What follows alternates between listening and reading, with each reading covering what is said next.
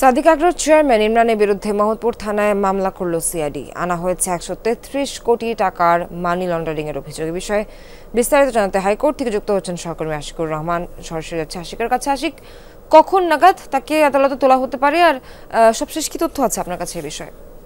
সোহার, আমি সিএমএম আদালতে রয়েছি, আর এই আদালতে দুপুর নাগাদ সাদিক আগ্রহর মালিক অর্থাৎ চেয়ারম্যান ইমরানকে আনার কথা রয়েছে। আমরা কিছুক্ষণ আগে যেমনটি জেনেছি যে মোহাম্মদপুরের তার বিরুদ্ধে 133 কোটি টাকা মানি লন্ডারিং অর্থাৎ বিদেশে পাচারের অভিযোগে একটি মামলা করা হয়েছে। সেই মামলায় তাকে এই সিএমএম আদালতে হাজির করা হবে এবং এই আদালতে হাজির করে এখন পর্যন্ত তাকে আদালতে আসামিকে কারাগারে আদালতে আনা হয়নি এবং আনার পরে হয়তো বোঝা যাবে ঠিক কয়টায় আদালত বসবে। তারপর হয়তো পরবর্তী পরিস্থিতি জানানো যাবে যে তার যদি তদন্ত কর্মকর্তা রিমান্ডের আবেদন করে থাকে সেক্ষেত্রে যদি রিমান্ড হতে পারে।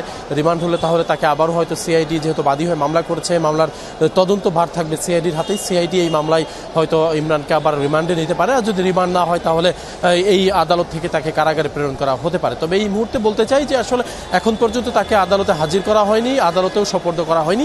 তবে ধারণা করা হচ্ছে দুপুরের মধ্যেই তাকে আদালতে হাজির করে কোর্টে তোলা হবে এবং পরবর্তীতে কোর্ট থেকে আসলে তার হয়তো পরবর্তী সিদ্ধান্ত যদি রিমান্ড হয় সেক্ষেত্রে আবার হয়তো সিআইডিতে ফেরত যাবে। আর এই ঘটনায় একটি সিআইডিতে বিকেল 3টে একটি ব্রিফিং আছে এই সংক্রান্ত।